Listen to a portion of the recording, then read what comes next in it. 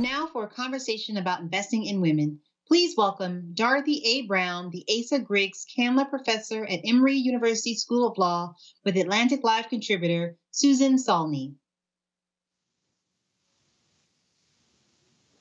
Dr. Brown, it's a pleasure to be speaking with you today because you've been producing groundbreaking work for decades on the racial implications of the U.S. tax code, concluding that it is not race neutral. It actually hurts Black Americans. Now, it's fair to say your new book, The Whiteness of Wealth, has caught fire and people are actually listening. What do you want everyone to know about how the tax code impacts the large and persistent wealth gap between white and Black Americans? What I really want people to understand is that when white Americans and Black Americans engage in the same behavior, like getting married, buying a home, paying for college, getting a job, that tax law advantages white Americans while at the same time disadvantaging Black Americans. Let's talk more about this, specifically that argument, because it's really important that Black and white Americans can engage in identical behaviors. Homeownership is a textbook case, you say. There are other examples. And the tax code will, as you say, advantage the white family, disadvantage the Black one. And we're not talking about rich versus poor, right? We're talking about middle-class people making similar salaries, doing similar things. Can you walk me through it a bit more? Yes, let's talk about homeownership, the one you mentioned, Susan. So we have a tax provision that says when you sell your home for a gain, if you're married, you can get up to $500,000 tax-free. If you're single, you can get up to $250,000. And we have a tax rule that says if you sell your home at a loss, no tax break for you. So let's think about this. We have a white homeowner and a Black homeowner. Who's more likely to sell their home for a significant gain, and who's more likely to sell their home for a loss? Well, what does the research tell us? White Americans live in predominantly white neighborhoods. Those homes appreciate significantly more than homes in racially diverse or all Black neighborhoods. And guess what? Most Black homeowners live in racially diverse or all Black neighborhoods. As a result, when the white homeowner sells their home, they're more likely to get a significant tax-free gain. The Black homeowner might get a gain on sale, but research shows Black homeowners are more likely to sell their home for a non-deductible loss. So the idea that homeownership is the ticket to the middle class is true if you're white or if you're one of the few Black Americans living in all white neighborhoods, but it is not true for Black homeowners generally. And that's if a Black family can afford to buy, right? Interest paid on mortgages is deductible, but there's no perk for renters in similar fashion. Is that right? Right. That's absolutely right, Susan. And you bring up a really good point. Any tax subsidy for homeownership is going to benefit homeowners who are disproportionately white Americans. The majority of Black Americans are renters, and there's no tax break for that. So you start off the bat when we have any tax subsidy for homeownership as a subsidy designed to help white Americans. I've got the big picture now, and I want to focus on Black women in particular. How do you see the tax code putting a disproportionate burden on Black women? So let's take the other thing that tax law advantages when white Americans do it, marriage. So we have a marriage bonus if you get married and you get a tax cut. But let's take a single taxpayer making $75,000 and a married taxpayer making $75,000. So the married taxpayer who has a spouse that works inside the home, when they get married, is going to get a tax cut. The single wage earner with the same dollar amount of $75,000 gets no tax cut. We call that the singles penalty. And more Black Americans are single as a percentage than white Americans. So the singles penalty is going to be disproportionately borne by Black Americans because we're more likely to be single than our white peers. Right, and this gets to the piece you wrote for The Atlantic recently calling for the end of joint filing for married couples. That's the point, right? Exactly. Why should my tax bill go up or down because I choose to get married? And why should I, as a single person, not get the tax break others do? So let's just get marital status out of our tax laws. That's the way it used to be when we had the very beginning of our modern progressive tax system. So let's go back with this. That's how Canada does it. So there are other countries that just have individual filing. We should So join. it'd be like going back to the beginning. I just want to remind our audience to submit questions via the chat function. Now let's move on to the March jobs report. It showed that unemployment overall dropped to 6%, but Black unemployment is at 9%. And according to the Department of Labor, Black women have experienced the steepest drop in labor force participation and have had the slowest job recovery since January 2020. What is your advice on how to create a gender equitable recovery?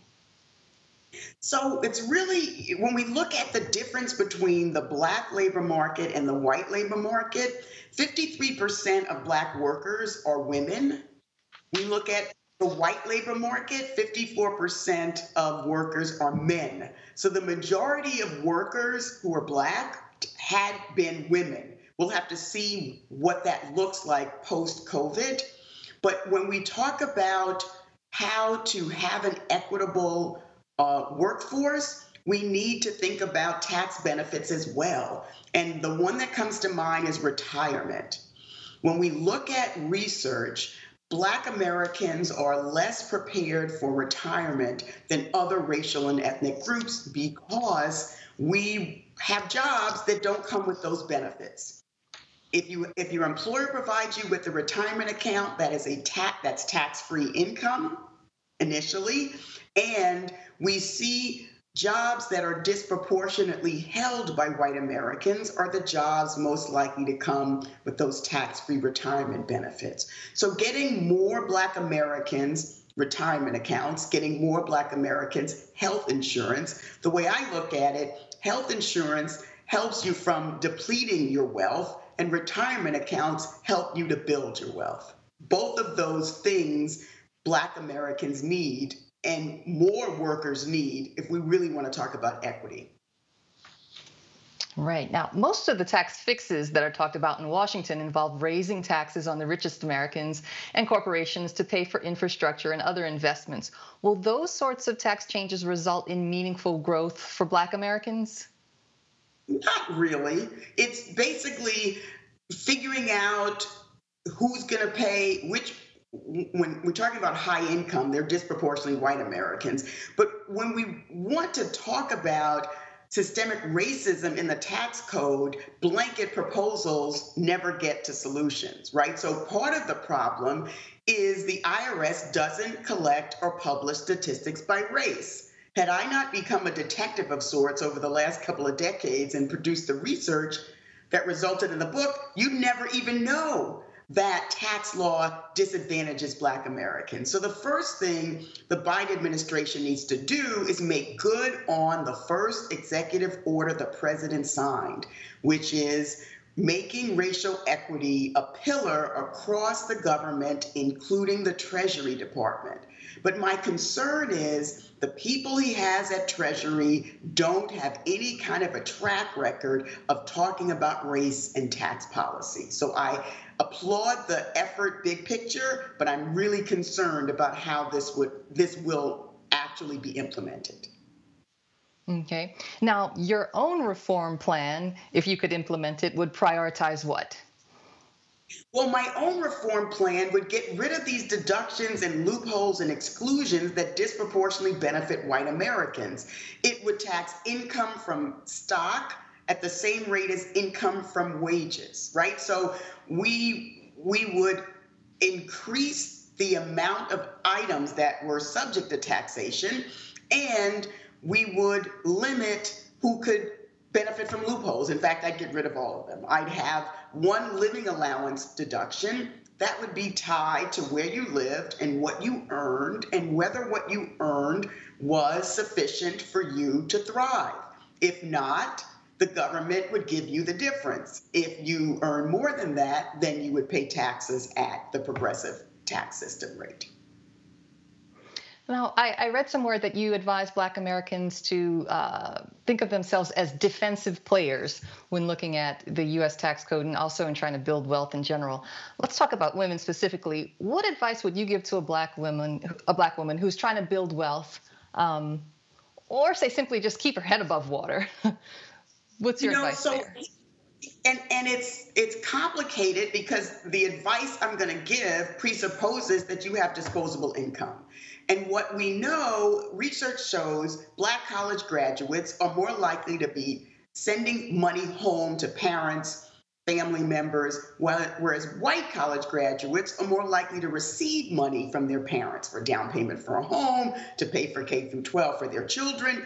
So what I'm going to say presupposes that you actually have disposable income.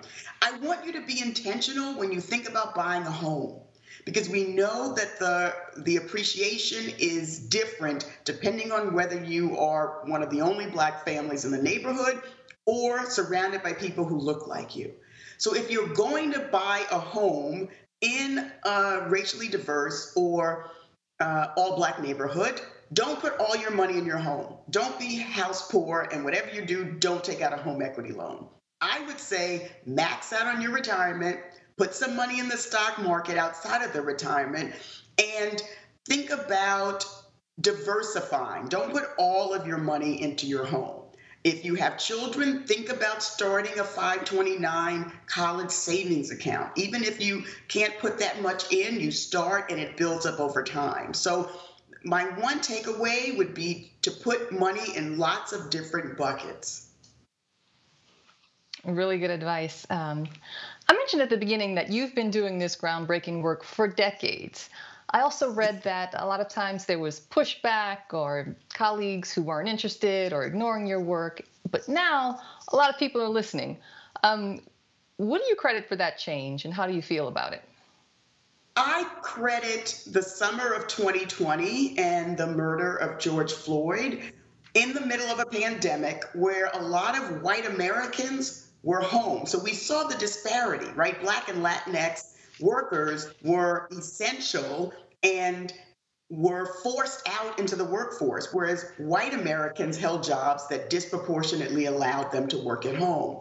Well, the TV was on. They saw before their eyes the murder of George Floyd, and they got angry. And we saw the multiracial coalition of people marching in the street, protesting, and a realization that there's a whole world of systemic racism out there that they hadn't been aware of before. So I got calls this summer from white reporters for the first time wanting to talk about race in tax, race in corporate America. So I'm heartened that I'm getting the calls. You know, it took a couple of decades, but, you know, I'm a patient person, so I'm not at all bothered that I'm at this moment. I'm actually cautiously optimistic that we might have an opportunity for some substantial change and ridding systemic racism from our tax laws. Well, Dr. Brown, continued success with your book, The Whiteness of Wealth. You've given us so much to think about. Thank you very much for being here with us today. Thank you for having me.